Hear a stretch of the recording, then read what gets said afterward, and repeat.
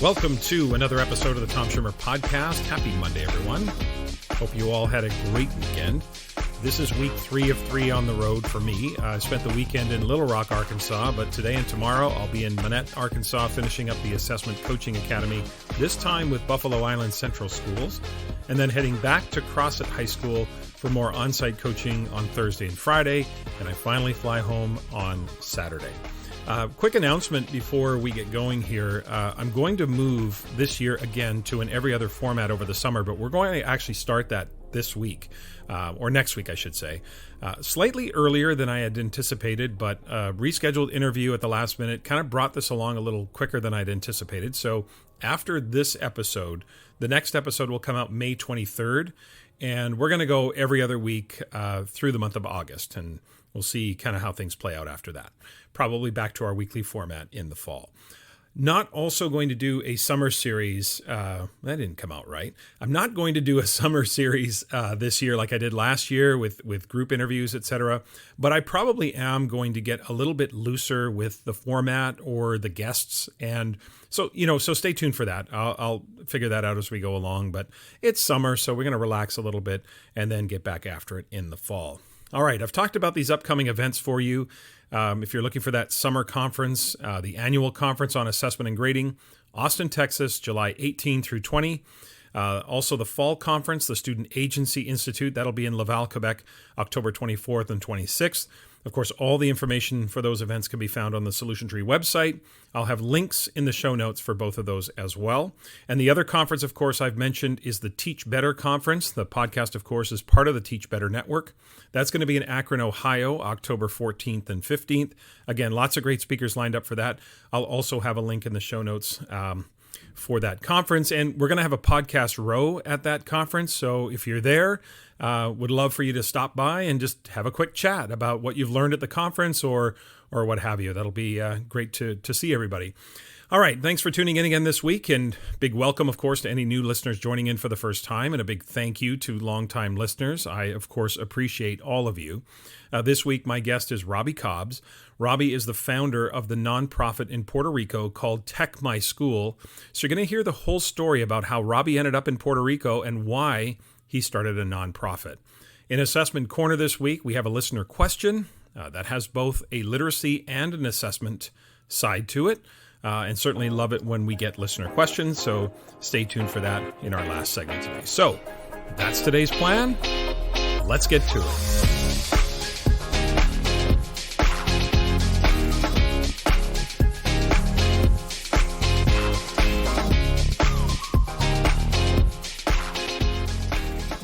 My conversation with Robbie Cobbs is coming up.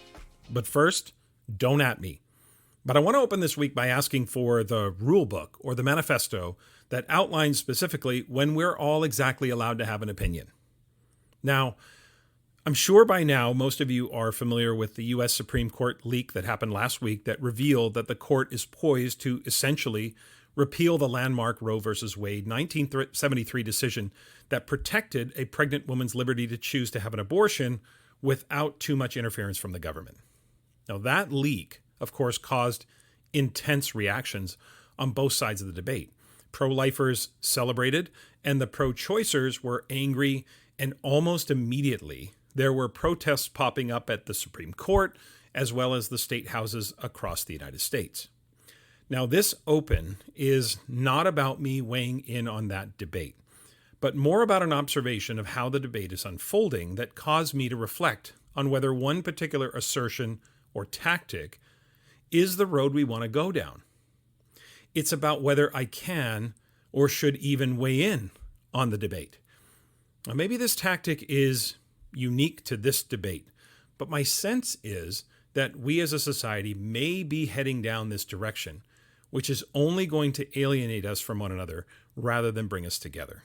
So as I'm watching the news stories on TV about those protesting, of course, many of the protesters had signs. They had signs with various messages on them. And one particular sign caught my attention. The sign said, "No uterus, no opinion." Now, my first impression was to just kind of blow it off and say, yeah, okay, sure, yeah, that makes sense. But then I quickly thought to myself, wait, Does it make sense? Is this how we're going to debate now? I'm not allowed to have an opinion on anything unless it directly reflects me or I have firsthand experience? I'm not sure this is the direction we want to start going down when it comes to debating societal issues or even educational issues. It feels more like a backhanded attempt to silence people or, just cut off debate with people with whom you disagree. Now, I suspect had I told the woman that I was pro-choice, she would have had no problem with me, a middle-aged white man, weighing in on the issue. So I'm not sure the sign was entirely accurate, but ask yourself, is this how we want to debate issues? The larger question is, do you have to be that or have experienced that to be allowed an opinion about an issue? I want to think about this starting with the biggest of pictures. I'm Canadian. This is a U.S. Supreme Court case, a leak, etc. It has nothing to do with the laws of my country. Am I allowed to have an opinion on it? Now, I'm sure some would say no. But at the same time, I think people in the United States sometimes forget how influential U.S. policies and actions can be around the world. The U.S. moves the needle unlike any other country in the world, and everyone outside the U.S. knows it. Now, listen, Dave, before you get all chesty in your one-bedroom apartment about how you're number one, I'm not talking about you specifically, okay? I'm talking about collectively, militarily, and economically, the United States moves the needle. So, don't be showing up at our border demanding to get in as if you're some sort of landlord or older brother, okay? But this is why U.S. presidential elections are of interest worldwide. Even though I'm Canadian, I'm very well informed, and I know that presidential elections are going to influence the world, and especially Canada, where you're neighbors, so to speak, right? Well, not so to speak, we exactly are. Your bordering neighbor. I'm not right about everything. I don't know everything, of course. But the one thing I am not is uninformed. Now, my close friend and colleague Nicole Dimich often says, if you want to know anything about American politics, talk to Tom. Again, I'm Canadian, but I try to keep myself informed. Does that mean I'm not allowed to have an opinion? Am I allowed to have an opinion on something like a U.S. presidential race, since I know it's going to affect Canada and affect the world? Let's take another example. Let's take the example of toxic masculinity. There are, of course, many women who have very strong opinions about how men express their masculinity. Is that okay? They've never been men. What could they possibly know about the expression of masculinity? Now, of course, you're going to respond to me by saying, but Tom, toxic masculinity almost always negatively impacts women, so women should have a say. Should I just say back to them, nope, sorry, no Y chromosome, no opinion? I might not have a uterus, but I have a daughter for whom abortion laws might one day come into play. Can I have an opinion now? Is it okay? And no, I'm not hinting at anything here. This is pure fiction, purely hypothetical. So don't think I'm subtly announcing I'm going to be a grandparent anytime soon. I am not. This is pure fiction. Now, Canada is a different country, right, with different laws. But the influence of the United States is felt everywhere, as I've said, primarily because Canadians consume so much U.S. media that there's an unavoidable cross-border influence. The Venn diagram between the two countries in terms of lifestyle would have some of the differences on the outer edges, of course, but the center where it overlaps would be disproportionately bigger because the similarities far outweigh the differences. Now, let's move this logic to schools, okay? I guess under this logic, teachers are no longer afforded an opinion about school leadership or school administration because, listen, unless you've been a principal, I'm sorry, your opinion is not welcome. What could you possibly know about being a principal when you've never been one? We okay with that? I'm pretty sure people would respond to me and say, but Tom, what principals do affects teachers, so shouldn't they have a say in how they are principled? Yes, they should. Teachers are allowed to have an opinion about principals, even though they've never been one, because it affects them. Women are allowed to have an opinion about masculinity because it affects them. And men can have an opinion on the way women express their femininity because it affects them. As a Canadian, I'm allowed to have an opinion on what happens in the United States because it affects us in Canada. And men are allowed to have an opinion on women's reproductive rights because it often affects men and affects our society, the society that we live in. You might not like some people's opinions, but that is the greatest part of living in a free society. We have the freedom of thought and the freedom to disagree. Should white people, for example, abstain from any opinion about racial equity because they're white? Not allowed to weigh in? 80% of Canada's population is white. 60% of the United States population is white. 60%, that's 200 million in the United States. Systemic racism and racism itself is going to be eventually resolved by white people, okay? Not because we are the saviors or the smartest people in the room or anything like that. I'm not saying that. It's not that at all. What I am saying, it's a volume thing, right? 80% in Canada is a big number. That's 30 of our 38 million citizens. We have to be involved. We have to be active. We have to be leading the work, not leading the work ideologically, but in action, because otherwise 20% of the population will never be enough. 1/5 of anything will not really make it happen if 4/5 just opts out. What about poverty? I've never lived in poverty. I grew up in a middle-class household. We never wanted for much, but we certainly didn't live in excess. Everyone responsible, every single person responsible for making policies and laws to try to combat poverty and homelessness has likely never been poor and never been homeless. Should they just say, I know it's an issue, but I don't have an opinion on it because I've never been poor? Of course they shouldn't say that. That's ridiculous. I just think we risk further segregating our society and compartmentalizing it if we keep ourselves in these little silos by trying to silence people because they haven't lived an experience or because they're not of a certain ilk. Like I said, maybe this argument is unique to the reproductive rights issue, but I suspect that this isn't the last time we'll hear that kind of logic used, not as a logical argument, because it's not logical, but more as an attempt to silence those who don't necessarily share your opinion. As an intelligent, well-informed, educated human being, I'm going to continue to have an opinion about anything that affects the society within which I live, and I'm not going to apologize for it either. I am not, as many of you know, one for hyperbole or fear-mongering, but I think in this case we need to be careful that we don't go down this road. And look, maybe we won't, but we need to make sure that we don't start compartmentalizing and segregating perspectives, because that is no way to bring a society together.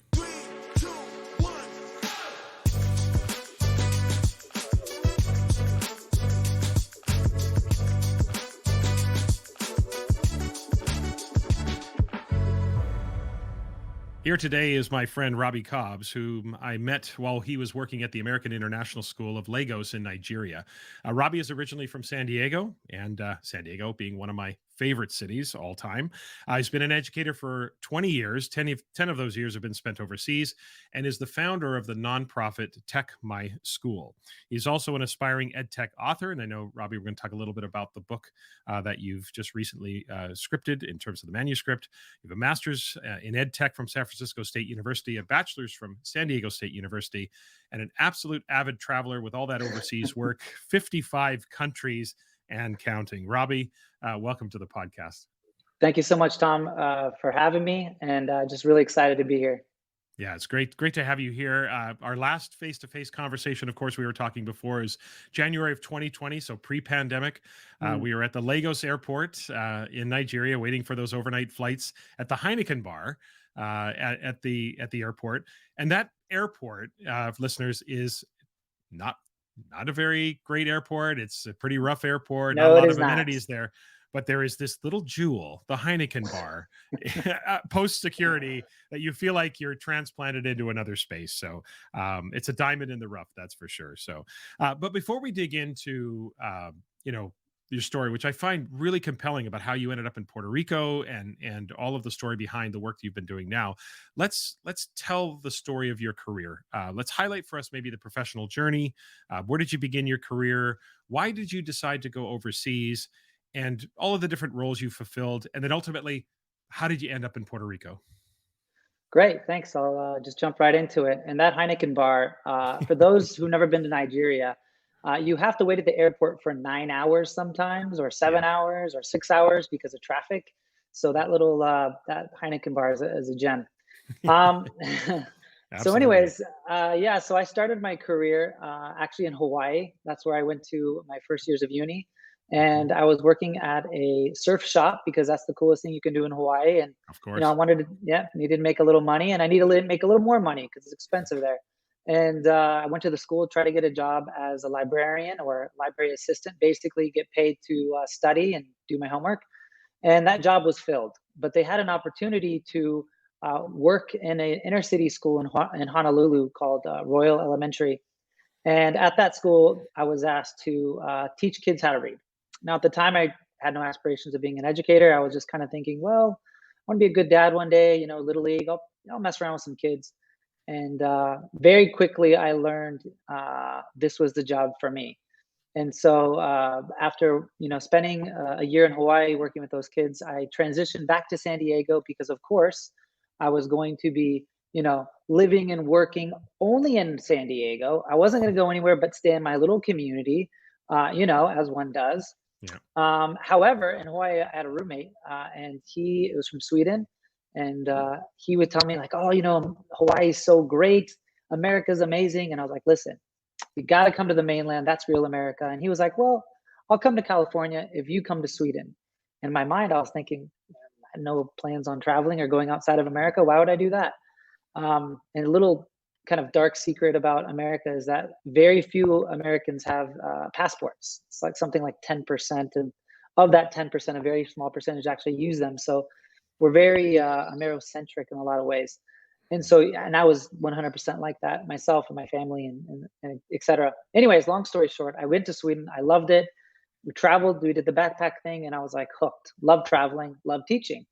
Well, unfortunately, in my mind, you can't combine the two because why would someone in Croatia want to learn about George Washington, right? They have their own George Washington to learn about. So I went through the local schools in San Diego, and when I was there, I actually had a teacher who was a mentor to me, and she talked about teaching internationally through an American military base through the Dodds program or Defense Department of Defense, something like that. Mm. Anyways, she that made sense to me. I was like, oh, a light turned on. Like, oh yes, there is this thing. You can be overseas and you can teach, American curriculum. So I applied for that process, got a job in Turkey, but I turned it down because I met another guy when I was traveling who said, "Hey, there's this thing called international schools. What is that?" Another Pandora's box opened, and boom, I was off. Another huge break for me, I guess you can call it a break, is that the '08 crash happened at that time. And during that time, there were no teaching jobs in Southern California. For whatever reason, the boomers, they didn't want to leave. They just stayed onto those positions. They were financially insecure. So there was no jobs. And so it was just a great opportunity for me to kind of jump overseas. And I landed in Kazakhstan, in a beautiful town called Almaty, right on the foothills of the Tian Shan Mountains, where I was teaching kindergarten. And it was just a fantastic introduction to international schools. I had wonderful kids. Every kid in my class was from a different, part of the world, and it was just, that picture of the rainbow and all the kids, Yeah. standing underneath it with colors, holding hands. That's international teaching. You have Yeah. all these great kids from all these different schools, and it was just wonderful. So I started that journey in Kazakhstan. The company I worked for was QSI, Quality Schools International, and they encouraged teachers to kind of bounce around within their system. And long story short, I ended up in Qatar and did the Middle East there. Then we had to do, we were going to have some kids. I made a wife. We were going to do kids. And we decided to have the kids back in the States.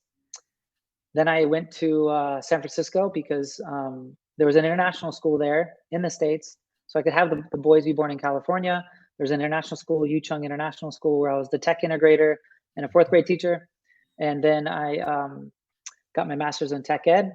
By that point in my career, I had kind of was drawn into tech. I mean, really, there's my own core values as a person. There's two things that and like many educators, my two core values are I love learning and I love helping people. And so tech is just a natural fit for me because you have to continually be learning all the time. They're continually upgrading things, introducing new things. So it's just that constant learning stream. And then with that, people don't know how to use it, right? Even for me, sometimes they'll change Google. I'm like, where's the button? So there's a constant opportunity to help others. So very natural fit for me. And then we were back overseas. I became the technology chair at the American International School of Jeddah. I was there for 4 years. And then I was in Lagos, Nigeria, where we had met. You'd come in and done some great work, standard-based work. And actually, my first introduction to you was before I met you, was when I was in Jeddah. I was working for one of my all-time mentors. His name is Earl Chamberlain. He was the superintendent.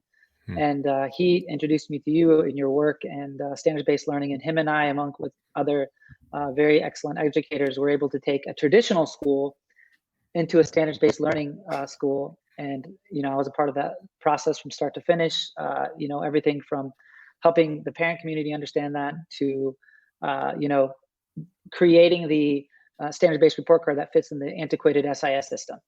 Right. So that was great. And then that was about where we met. I was a check director in Lagos for 2 years. And then COVID hit. Yeah. And so that was the kind of defining moment that kind of got me to Puerto Rico. Okay, so tell us more about that, because I think the story of you ending up in Puerto Rico and take us from there, because I think this, as the story unfolds, not just your move to Puerto Rico, but what you sort of found. So let's take this in two parts. One is, what made you decide to go to Puerto Rico, and what was the plan when you went to Puerto Rico? And then once you got to Puerto Rico, the plan changed, didn't it? Yeah. So essentially, COVID kind of killed the culture of our school. We moved to Lagos to, really be immersed in the culture and have the kids be really active and outdoors and be a part of a big community. And then everything became insular. And, I was a part of the team where we put forth a comprehensive digital learning plan. Along, myself, Melissa, Sean, there was a lot of great educators on the team. And, but though it looked great on paper, the reality of it was 18-hour workdays for my wife, 6-7 days a week. She's, helping kids in Houston at this, for a few hours, and she's helping Lagos kids, and she's helping kids in Korea, because everyone kind of scattered, and we all know how that went. Now, at the same time, so she was getting burned out, right? Just because of the structure of the work. At the same time, Nigeria was going through civil unrest. So this was a time, it was the SARS movement. You had people being literally murdered in the streets. Buildings and stores that we would frequent were becoming, burned down or robbed. It became very dangerous. And so when COVID hit, a lot of the expat families left, right. And all the family things left with it. So for example, my kids used to do 6 activities a week, fencing, boxing, tennis, golf, all these different great activities. It went from that to nothing, to just staying indoors, locking yourself in there, and just seeing this chaos outside. And that was the time they asked us if we want to, re-sign up for another 2 years. And for international teachers, you get a 2-year contract, and then after you complete your first year, that fall, you get asked if you want to, sign up for an additional 2. So it was kind of, I guess, particular timing at that moment, and we just kind of looked at each other, my wife and I, and we just made a call and decided to take a sabbatical. And I told my wife that, listen, if we're going to take a sabbatical, I'm going to an island and I'm buying a boat. I'm going to be, you know what I mean? I'm going to go somewhere beautiful. I want to just relax. I'm going to, get on this boat. I love water sports. I love the water.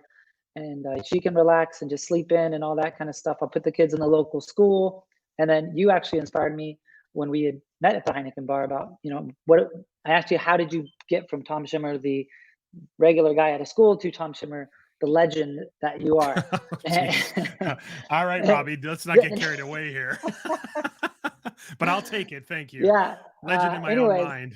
Yes. How do you get to Tom Schimmer status? And you kind of just walked me through the process, and it became very, just organic and real, and just it became palatable for me, and it seemed like, oh, maybe I can do this. So I decided I'll do a capstone thing for my career and write a book, and who knows where it'll go. But yeah, Puerto Rico was the place. My uncle had bought a place right after Maria because the real estate was just crazy cheap. Like this unbelievable beach house for very, very cheap compared to San Diego. So we visited. It was beautiful. We did the recon, and we're like, this is going to be it. Great weather, sense of adventure. It was foreign, and they had a Costco, which is huge because living in Lagos, you're missing those kind of things. So it was very strange too, because prior to going to Puerto Rico, I thought Puerto Rico to the US was something kind of sort of like a distant relative, when really they are more like a half brother. Everyone on this island is an American citizen. Going back to what you said about your wife and the days, I can't imagine, listeners, just for context, when with most international schools, when quarantine happened and lockdown happened, most expat families went home.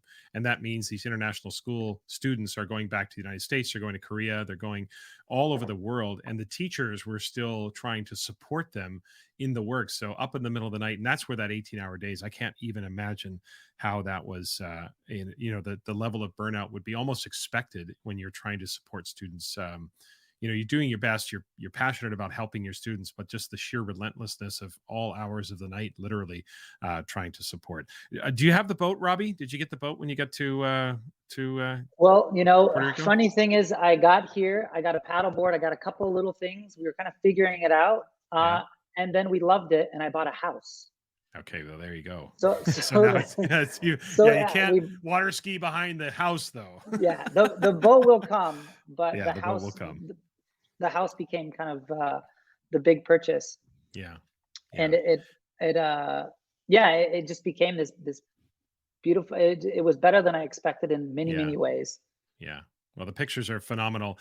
Now, I've heard you say many times on Twitter and other spaces, as you were just talking about, Puerto Rico is the United States. It's an unincorporated territory. People are American citizens. And you've said that it is essentially the United States in every way except education. So I want to ask you specifically, what are some of the surprising things you found when you went to Puerto Rico for the first time, when you moved there? And then what caused you to think to yourself, I need to start a nonprofit. I'm going to start Tech My School. What was it that you found there in Puerto Rico? Yeah. So having the context of living in Hawaii and also being in San Diego, a city bordered with Mexico, in my mind, Puerto Rico was kind of like this Mexican Hawaii. That's what I was thinking in my head. Oh, okay. And the first thing that kind of threw me off when I got here was we were driving down the street and I saw a United States Postal Service, car go by. Like the post office, the same kind of postal service that we have back in San Diego. And I was like, that's, interesting. And why are they here in Puerto Rico? and then, the next day we went up to the national park. There's a beautiful, my house is right on the base of El Yunque National Forest. It's one of the largest rainforests in North America. And we went to up to the base of that and we went into the park, beautiful park. Everything's well manicured and it's, put on by the National Park Service. And I was like, what's going on here? It's National Park Service. It's NPS. Like, I'm a big national parks guy. Every year I go to different national parks around America. And I was like, this is crazy. I didn't realize this. And so when I did the slightest bit of research, I was like, oh, wow, this is America. Like, it's been a part of America since like 1898 or whatever. I mean, they were officially part of America before Arizona was even, a legal state. Right. Everyone can get U.S. passports. Any American can migrate between any state. So you can go from Puerto Rico to Texas or Texas, Puerto Rico, the same way I would go from San Diego to Arizona or something like that.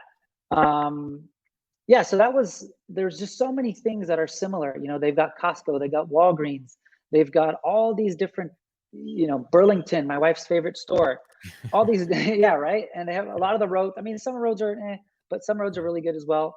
So you're just looking at the place like, okay, this is America, this is it. And there's so many federal things in place. You're like, great. then I started putting my kids in the school. So I started looking for, we like it here. We're going to stay here. Let's put our kids in a school here. And that's when the shock factor happened, because, I had just came from Africa. And so I'm used to seeing pretty grim schools. I mean, not the school I was at, but we had, reached out to some, sister schools, and we donated some tech to some different schools and stuff. So I'm used to seeing that. So I was really shocked to kind of see these schools in such of a state. First we started with a private school, and I walked in and I was walking around with the director. He was a guy from Texas who, created the school 25 years ago because he couldn't find a school for his kids that he wanted. So long story, I'm walking around as a prospective parent, and, I just can't take the lens off. I can't take the tech director lens off. I can't take the teacher lens off. So I'm just asking questions. I'm looking, I'm assessing. I'm like, hey, I noticed you guys don't have this, or oh, what do you guys use for this? And da da da da da. And, he started telling me about, like, we can't really afford it because of these financial constraints, because of these things that are happening in politics or with laws or whatever. And so that was kind of a shock to me, because I'm like, why is this happening? And, we really started to just look for something decent around the island. And, we weren't expecting anything great, but there just wasn't. Everything was just grim. Now, there are a few select international schools that are here. One of them being like Tassis Dorado. There's a couple of Tassis schools around the world, one in Switzerland, one in London. I mean, there's a few elite schools here with, limited spaces and, a $30,000, $40,000 price tag. But for everyone else, for the 3 million plus people, it's not like that at all. And so the response I kind of was asked myself was like, we have this American standard with the post office, with national parks, the State Department. I mean, I renewed my son's passport. But when it comes to the most important thing of all, in my opinion, the education, the thing that determines the future and the prosperity for the next generation, the current standing in PR is just so far behind even the lowest schools in America.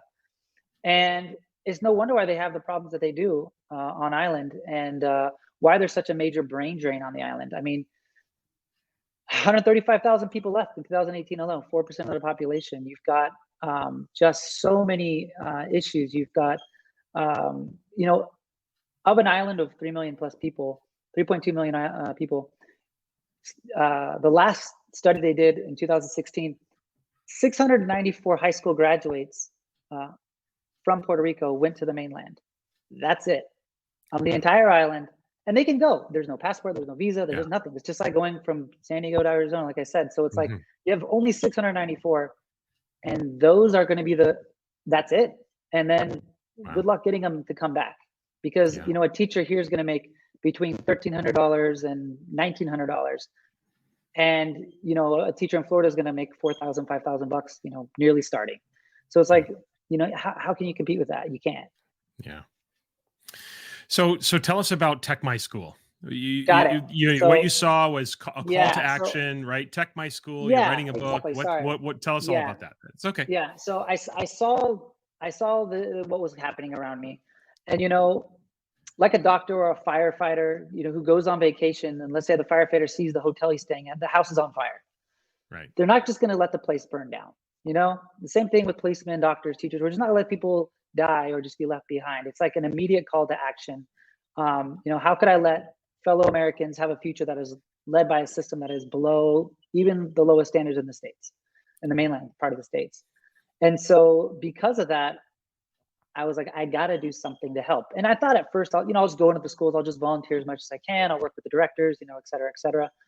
However, there's a reason why there's a lot of expats who come to Puerto Rico. They come for this thing called Act 60. So what Act 60 is essentially you come to Puerto Rico. Let's say I'm a very wealthy person, or relatively wealthy, and I've got stocks and I've got properties and I'm making capital gains and I have a business or whatever in the mainland part of the States. I can come here, become a bona fide resident under Act 60. I'm paying 0% capital gains. Hello, Peter Schiff. Or 4% income tax. So I can either be in the States and pay 40%, or I can come here and pay nothing. And so they're bona fide residents. They're taking advantage of it. There's controversy with that because, some of the locals are like, they're pricing us out and da da da da da. However, part of the agreement though is they have to donate $10,000 to a nonprofit every single year. That's just part of the deal. And so I was just thinking, okay, I'm part of the expat community here. They have to donate to something. And a lot of people, they don't care. They're just like, feed the cats or kill the iguanas or clean the beach up. Right. Some of them are even self-serving. They just have a nonprofit to throw themselves parties. But really, I think if I could talk to these, fellow Americans to help other Americans, hey, you have to donate this 10,000, donate to here. I'm going to buy this tech and I'm going to, give it to these schools, and not just give it to them, but really walk them through the process. Right. Go through the fine-tooth comb, really do a needs assessment, do a gap analysis of the school on every facet, and then build that relationship with the schools, and then kind of go from there. You know what I mean? Yeah. So I want to ask you about that because I'm thinking about the infrastructure. If schools are not as advanced as they might be in the United States and Canada, et cetera, I would guess that the infrastructure itself to support the tech would be a little bit limited. Or is that something that you're also trying to address through your nonprofit? Yeah. So really with the nonprofit, there's three things that we are focusing on. One is improving, educational systems. The second is building capacity of teachers, and the third, and the most important, is the empowerment of students. Yeah. And so there on the island, there are some issues. One of them being like electricity. Sometimes electricity goes out. Sometimes it's poor infrastructure. Sometimes something can get knocked over. Sometimes, it just happens. Yeah. Water and electric can be an issue, right. But that's not all the time. Now, for me right now, I have really great internet. I'm at, I bought the 300 megabyte download package. So I think internet really isn't the problem, and that's really all you need. Okay. Really, it's just getting them the devices. I mean, if you're a teacher and you're making $1,400 a month and you're still trying to shop at Costco, imagine having to buy yourself a laptop to work on. Right. That's going to be really tough. And I think with any school, going into that school, it's going to be tough because there's, sometimes there's some egos, sometimes there's just a way of doing things, a culture, a history, and they, directors and principals, they want to do things their way and they have their plans and everyone's fighting for time. I know how that goes. But I think it's just a much easier sell to say, hey, I've got these donors who've given me some money. I've noticed that you guys don't have any iPads for your students or for your teachers. Would you like me to raise some money and donate them to your school? And then I'll teach you how to use them effectively. I'm not just going to dump them on you. And then I can help you support them on the back end. I think that's a much easier sell than saying like, hey, I noticed your report cards are absolutely ridiculous. You're handing out a 94% to my 7-year-old in science class with no comment or standard mention. Would you like me to come in and help you rethink the way you do assessments and reporting for all your teachers? I want to get to that. Don't get me wrong, but the carrot is the tech. Our nonprofit is tech driven, but it's 100% learning centered. Mm-hmm. It's not tech for tech's sake by any means. Yeah. The other part, among other things, is just building is going to come through, relationship building and trust. Again, I've had to flip a school from traditional grading to 100% buy-in. Designing the report cards that fit in the SAS and all that. So I've done that before, but I'm going to try to sneak my way into schools and have kind of lasting change through this tech. That's kind of the carrot.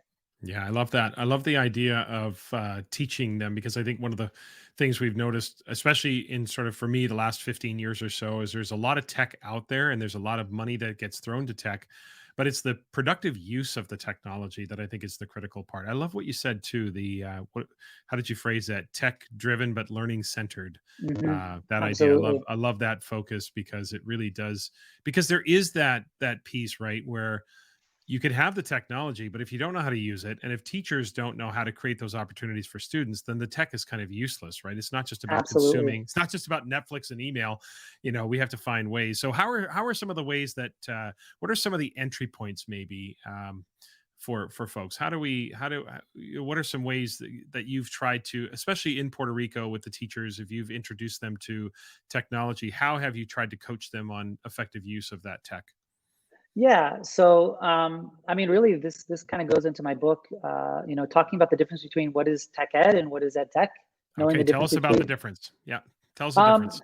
it's fairly you hear these, you see these hashtags all over the place, tech ed or ed tech or whatever. And sometimes you think they're synonymous or they're the same thing. They're not.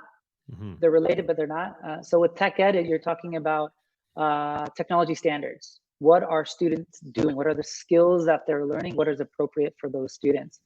That would be like your ISTE standards. There's not a lot of national curriculums and such that kind of break those skills down. That's your tech ed. Yeah. And then your ed tech is, how does technology impact my instruction? Why am I choosing this piece of technology? And how does it affect the teaching and learning part of that? And so there's a number of authors out there who've come up with catchy models and visuals to help people. I'm sure you've heard of SAMR before. Yeah. Substitute, augmentation, modification, redefinition. There's the TPAC. There's Bloom's digital taxonomy. There's T3, if you know Sonny Magana. So either way, you start kind of with that basic understanding of, why are you doing what you're doing? Because if you say the statement, well, the kids love it, it's engaging, it's great engagement. And it's like, well, you know what else is great engagement? Cartoons. Cartoons are fantastic engagement. That doesn't mean, you know what I mean? It's got to be something that's, you have to be targeted. And another part of it just is having a proper scope and sequence of tech skills. So, and this kind of talks into the book, but essentially you have this layer of, we went from, there's a computer class and then there's regular class where we do the learning, but then there's this computer thing. And then it became one-to-one because technology, the price of everything went down and everyone could afford it. Mm-hmm. And so now every teacher is a tech teacher. And so administrators are kind of like, okay, you guys teach the tech. Good luck. You know what I mean? And so you have these teachers who have to teach their curriculum. They're stopped for time. There's training that needs to go with it. It's continually an ongoing changing, etc. But they're the tech teachers now because they got rid of the ICT teachers or the computer science teachers. And so you're just stuck with these. If the teacher was receptive to technology, your kids got tech. If they weren't, you're doing stuff that you did in 1985. Yeah. You know what I mean? I do. And it leads me to ask you maybe more of an overarching question or sort of a question about our profession, because it's something I've been thinking about a lot recently. And I've said this before on the podcast. I wonder if we're getting to the point now where there's certain aspects of tech that is non-negotiable. Like there comes a point where in the 21st century, 2022, as a teacher, if you are not at least well-versed in some aspects of technology, you're almost bordering on, I don't want to be hyperbolic about this, but you're almost bordering on malpractice, because there's a difference between, there are some things that are negotiable, some things that are non-negotiable. What for you is the non-negotiable aspects of tech? I just feel like at some point we've run out of time where the excuse, oh, I'm not very tech savvy. Oh, I'm not a tech person. I don't really get tech. To me, that right now, I think the time has expired on that excuse or that assertion. And I think as teachers, there is a minimal level of competency that's expected with tech. Would you agree with that? And if so, what are those non-negotiable aspects of technology from your perspective? Yes. Being the tech guy, what is tech cake? What is tech cake and what is tech frosting, essentially? The cake for me is schools ensuring that we have a set of technology skills, tech ed, and standards that are that they not only adhere to, but are actively assessing both formatively and summatively. These could be ISTE standards, they could be state or national curriculum, but ultimately they have to include some sort of relative or practical skills for today and tomorrow. Not 1978. Right. I'm talking about digital creation, digital commerce, citizenship, collaboration, knowledge construction, computational thinking, etc. I guess the school doesn't necessarily have to, not everyone has to be a programmer for Canva, but everyone should know how to use something like Canva where they're digitally creating, I guess you could say. But they should at least know the basics of how to, how computers think and work. And if you wanted to, you could at least dabble into it. Think about the jobs of today and, what we're being taught in the 80s and 90s. We just can't repeat that. We can't prepare people for the 80s and 90s. There are jobs now that didn't exist then app developer, influencer, whatever you want to call it. There's also a lot of jobs. There's going to be more jobs that will exist in the future, for our kids that currently haven't even been thought up yet. Things that are technology based, digital create, because really it's got to be technology based, and digital creation is power, really, truly. Because if you don't have that ability, you're just so far behind. I mean, how many people consume from the devices every day, and how many have the ability to create the applications and softwares that we use? I mean, I believe that, we are almost in the time of the Renaissance before the clergy. But back in the clergy days, they had all the power because they were literate. And now everyone else had to kind of listen to them and, do what they said because they couldn't read or write. And I almost feel it's like that now. It's where you have these coders and programmers and people who can create digitally. They have all the power. I mean, think about all the most influential people in the world: Zuckerberg, Elon Musk, Evan Spiegel, these guys were all coders. And Jack Dorsey, he's controlling speech in a lot of ways. So that's the kind of thing we got to flip that pyramid. We have like this, let's say 95% digital consumer and only 5% producers. We need to flip it. We need to make it 95% producers and 5% only consuming. I mean, you don't necessarily have to, like, let's say with literacy. I mean, everyone needs to know how to read and write. There's no debate about that. However, not everyone's going to be an author, and that's okay. Sometimes you just write a letter to your wife or your mom or your sister or whatever. I've made little apps and games for my brother or my son. My son got sick one time on Halloween. He couldn't go on Halloween, so I told him to put his picture on, the picture of himself in his little Batman costume. I took a couple pictures. I uploaded them to the computer, and I made a little video game for him that day when we were at home, because I had to stay home with him. And that was his Halloween. Was he got, you know what I mean? It's not going to go viral or anything, but it's just something that we're all consuming on these things. We need to know how to work on them. Now, in terms of the icing, like, what is the cool stuff, the negotiable stuff, I guess you could say. For me, this would probably be more like AR, VR, stuff like that. I think there's some really nice, cool things you can do with those things. They're not completely developed fully, but I still think you can do some really great things. I think that they're still, very relevant. Teaching secondary students how to mint their artwork in art class, for example, putting them into NFTs, teaching them about digital commerce and the blockchain. Those are some things that I think would be really great for schools to have, and that's the direction they should be heading. Because again, you're just talking about empowering students with a world that is present and in the future. And then, keeping up with the latest and greatest, devices, robots, and stuff like that. So I think for teachers, they have to know at least the basics of, their tech ed standards, and have some sort of conceptualization of ed tech as to why they're choosing things. There's one particular set of standards that kind of encompasses all. I think they do a really great job. It's called the DQ Institute for Global Standards of Digital Intelligence.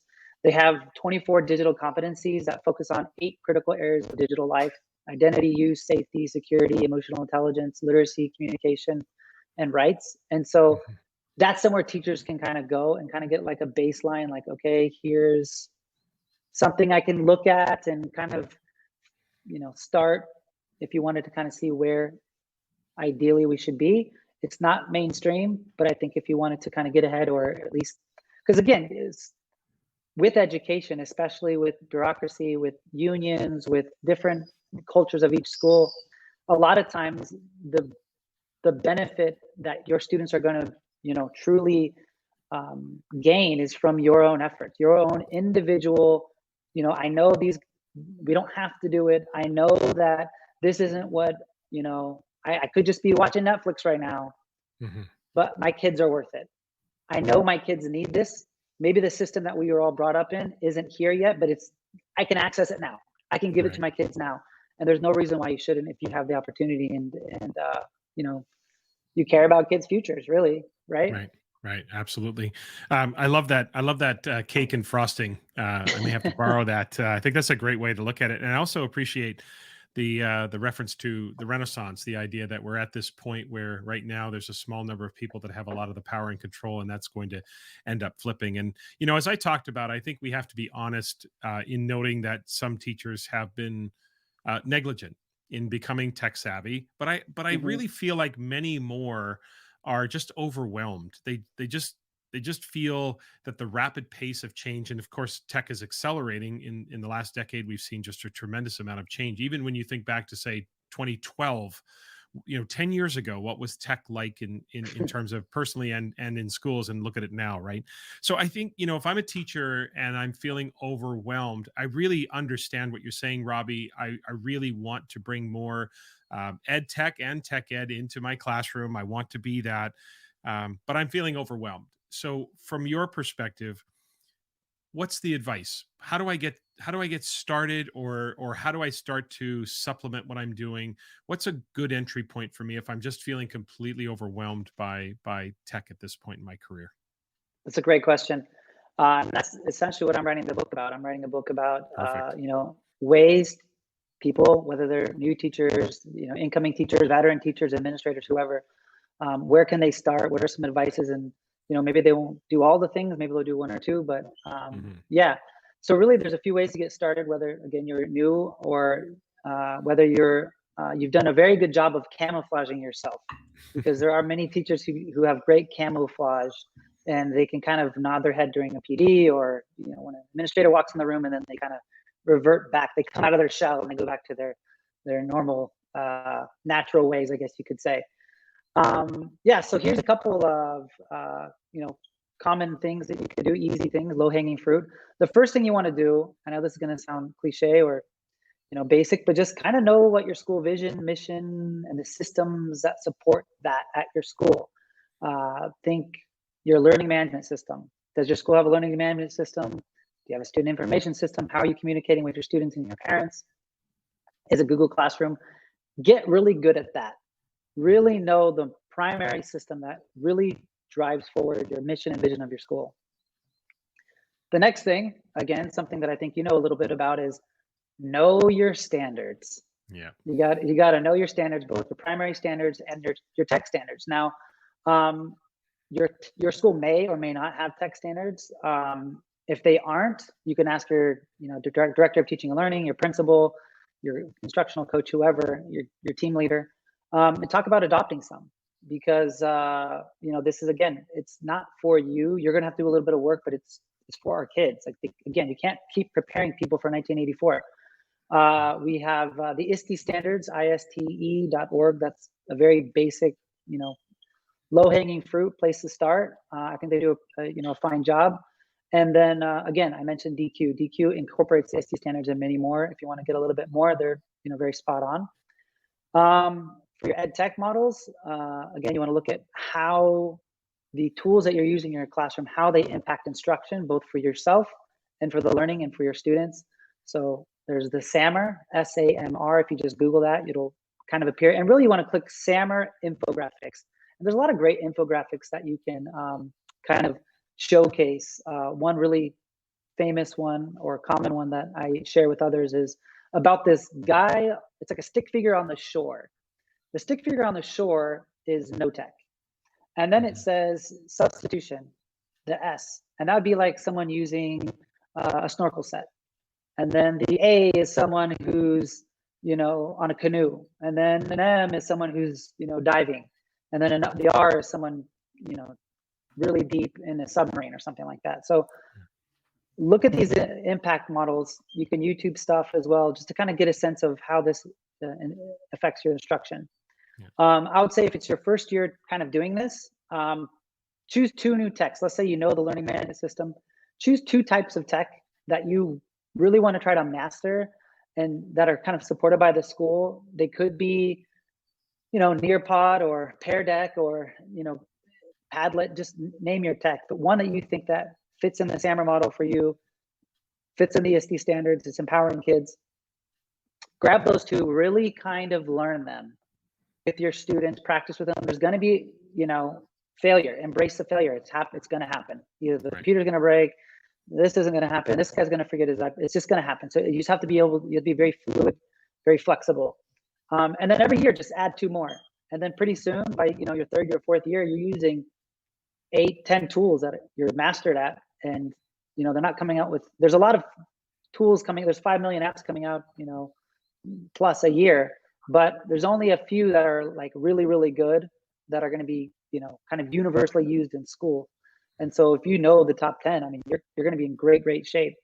And then another thing is you want to find mentors. Find mentors on campus. You want to lean on them to support you. Again, it could be a co-teacher, it could be a tech integrator if your school has it. If it doesn't exist, create a PLN, personalized learning network. You could do it for yourself on Twitter, Facebook, Discord. Just really lean into learning and, ask questions. And then finally, the key word is, facilitate.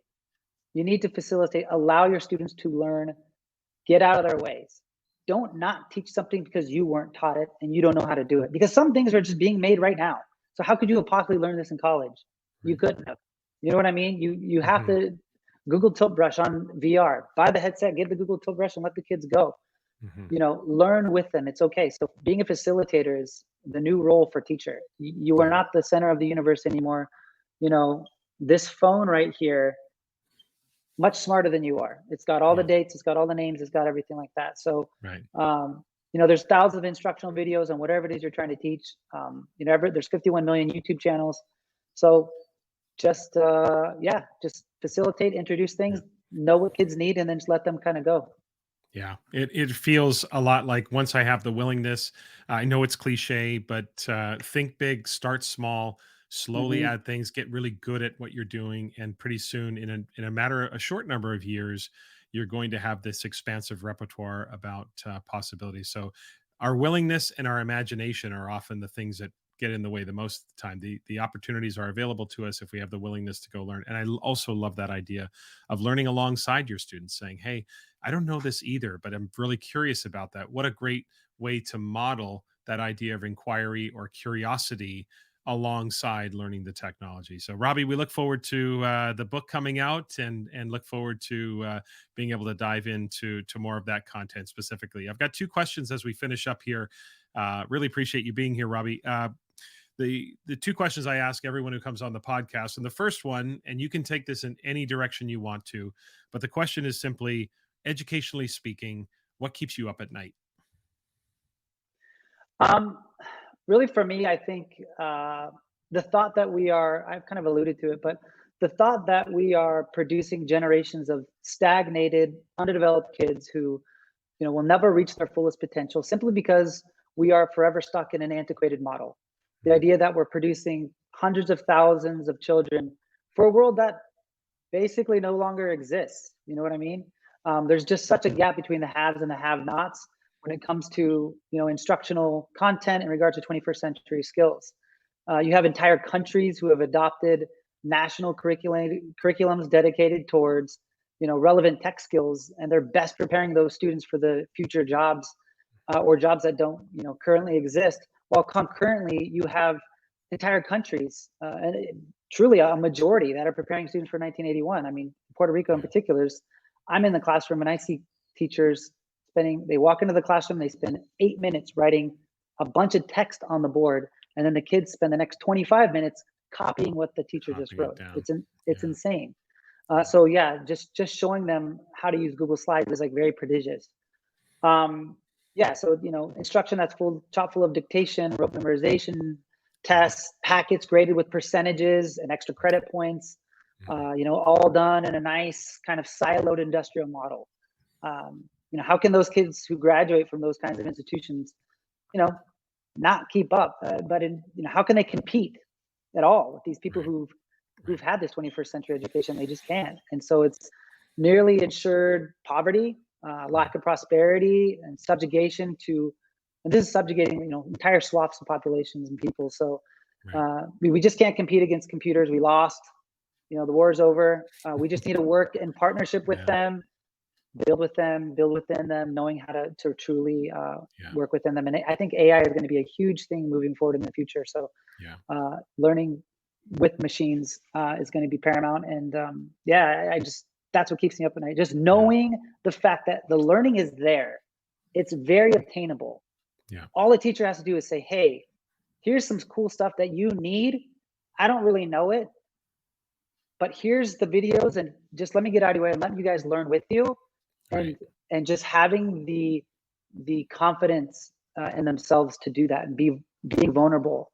I think that's just so important for those teachers who do, thank you. Yeah. Closing that gap for sure, and not having the gap widen between, as you say, the haves and have-nots. Last question is about success, personal success, professional success. Again, take it in any direction you want to. The question is simply, if a random person stopped you on the street and asked you, what is your definition of success? How would you answer them? Well, in teaching, we don't like to recreate the wheel. So I won't recreate the wheel with this answer, because this is something that I think a lot of people have thought deeply about. And, I agree with, many of this answer. I agree with this particular response. And I think the American forefathers, kind of said it best when they said the pursuit of happiness. Yeah. That's the definition of success. If someone is actively pursuing their best life to, ensure the success of their future, if they can truly push forward and do so in a way that they're pursuing or chasing this dream, I think that's success. And some of these ingredients of success include time, having time, obviously having good health, money or means to do this, love and support from family or other loved ones, and ultimately some sort of passion project, something that you believe in, and hopefully something that gives you a sense of contribution and giving to others. Another word that I would associate with success is freedom. Having the freedom to accomplish whatever goals that are in line with this pursuit of happiness. Yeah. Robbie, fantastic. Happiness is, and the best part about what you said there in terms of pursuing our best lives is each one of us gets to define what our best life is, and therefore what makes you happy and what makes you successful may not be the same for me, may not be the same for someone else. If we all pursue that sort of personal happiness, which leaves us feeling fulfilled and content in our lives as we try to, as you say, live our best lives. Listeners, you definitely can follow Robbie on Twitter. The handle is @CobbsClass, all lowercase. Instagram, follow @TechMySchool. TechMySchool also has a Facebook page. LinkedIn, you'll find, just search Robert Cobbs on LinkedIn. And of course, the website is www.techmyschool.org. I'll have links to all of those handles and websites in the show notes for you to follow Robbie. Robbie, great seeing you again. Very envious of the fact that you're living in paradise. But thanks for doing this, man. I really appreciate it. Thank you, Tom. And for anyone who listens, who cares about education, cares about Puerto Rico, or just your fellow Americans, the education system here does need help. So again, head over to the techmyschool.org website and just take a look, check us out. We're looking for partners, sister schools. It doesn't have to necessarily be a monetary donation. It could just be, hey, here's some kids we can connect you with. They can learn some Spanish and maybe do a week without walls trip or something like that. So definitely looking for partners. And Tom, thank you so much for having me. This has been an absolute pleasure. Great. Thanks, Robbie. This podcast is a proud member of the Teach Better Podcast Network. Better today, better tomorrow, and the podcast to get you there. You can find out more at teachbetter.com/podcast. Now let's get back to the episode. In Assessment Corner this week, we have a listener question. So here goes. Hi, Tom. I got a question from a coworker this week, and I told them I would submit it to you. And the email goes on to say, the freshmen in our high school are currently reading To Kill a Mockingbird. This teacher is excellent, and they did some nonfiction reading before the novel to set the tone as far as the historical context, etc.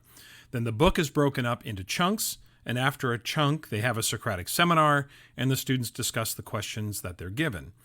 There are some other checkpoints along the way, by way of notes, etc., but that's kind of a summary of what they're doing. So this teacher is becoming very frustrated that the students are not actually reading the novel, and says, I can tell by their responses that they're just reading a summary or the cliff notes. So her question is, how do I get them to read? Any advice you have would be most welcomed. Okay, so that's the email. So the way I see this question, there are two issues at play here. One is a literacy question, and the other is an assessment question, and they do overlap quite a bit. Now, my short answer to the question is you can't get them to read, as in physically force them to open the book and read it, unless you start resorting to threats of penalty or pop quizzes or some kind of gotcha system. But here are my thoughts. First, this literacy piece. Now, literacy is both simple and complex. It's simple because we know what to do and we know it works, but it's complex because the execution is not always that seamless, right?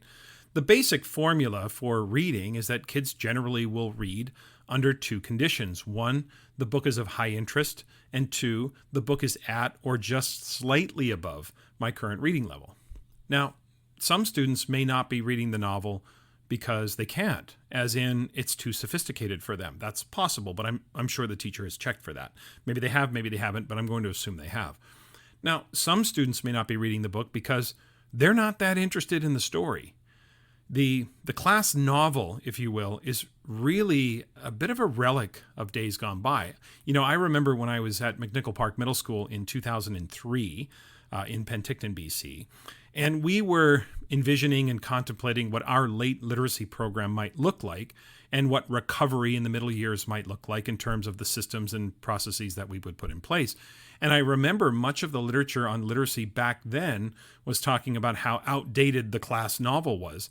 And that was almost 20 years ago. Does anyone like being forced to read something they have no interest in? I think that's especially true for fiction. So for me, if you're going to do the class novel, then I think we have to be a bit creative in how students read the story or access the story. Now, more on that in a moment, okay? This is a timeless phenomenon. Like, I remember this issue when I was a student in high school in the early 1980s. So this is nothing new. Many of my classmates didn't do the required reading. And so the teacher would be frustrated and tell everybody to put everything away and we're going to spend the whole class period reading, and it ended up being a big waste of time. The novel study as a class is just really not a modern approach to literacy. But this kind of blends with the assessment issue as well. Okay, so the assessment piece to this would be, I would ask the question, what are you assessing? Are you assessing their ability to read the novel? Or are you assessing their ability to analyze and dissect the themes, the concepts, and other aspects surrounding the novel? If it's the latter, then accessing the story in as efficient as possible manner is what I would do. Whether that's an audiobook, reading the book in class, even jigsawing the story, like put them into groups and maybe stagger the days. So group 1 reads chapter 1 and then presents a synthesis the next day, or maybe group 1 does chapters 1 and 2 and then 3 and 4 and so on. So it rotates so we efficiently get through the story or something like that. Just something to create some efficiency in accessing the actual story so you can get to the really fun stuff, the deep stuff, the analysis, the depth, all of that. You see, if you let the students choose their own books, high interest, at their reading level, you could still do all of the same activities and exercises around analyzing, critiquing, hypothesizing, historical analysis, all of that. Now, I know for some teachers that's a bit overwhelming because you'll think, well, how can I help them if I haven't read the story? But again, I would say it's not about the story. It's about the thinking that surrounds the story, right? So if they've chosen the story, there's an increased likelihood that they're going to read the story and be able to provide a rationale for their decisions. So if, for example, they're making a claim, then obviously they're going to have to support that claim with details from the story, and you would, of course, be able to check that they've done so.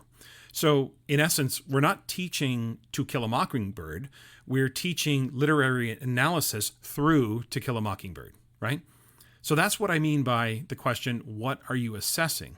Be clear on what you're assessing, and then clear a path to get there in as efficient and as effective manner as possible.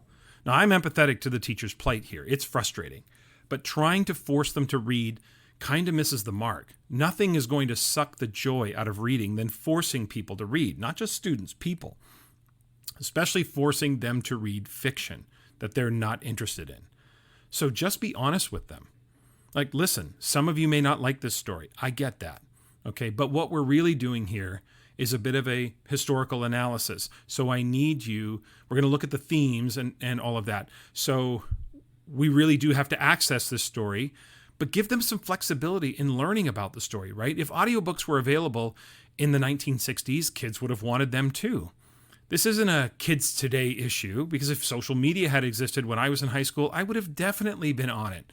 So it's a sign of our changing times. It's not this cliche around a lazy generation or something like this. So maybe the creative way is to let them listen to an audiobook. Then, like many of you, when you listen to a podcast, your students could be listening to the story when they drive to work or when they're mowing the lawn or doing other things, right? That's how we listen to podcasts, and why not listen to an audiobook that way? Because that way the issue of not reading the book is kind of taken off the table for the most part, and now you can get to that good stuff you're thinking about. Now, listen, I'm not saying kids shouldn't have to read, because of course they do.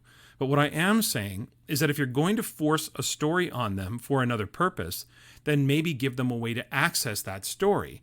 Not necessarily the movie, because movies always take shortcuts and all that due to time restraints, but give them ways to access that story so that you can get to the learning you had in mind when you chose the story in the first place.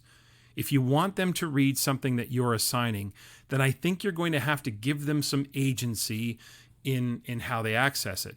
If you want them to read, then I think you're going to have to give them some agency in what they read, right? So if you want to focus on a particular story like To Kill a Mockingbird, then we've got to be a little bit creative in how they access that story. So for me, this issue comes down to, what are you assessing? What's your focus? Be clear on your purpose, and then negotiate around that purpose so you can get to what you really want to get to, which are those Socratic seminars and all that really thoughtful stuff. That's really the fun and rewarding part of teaching.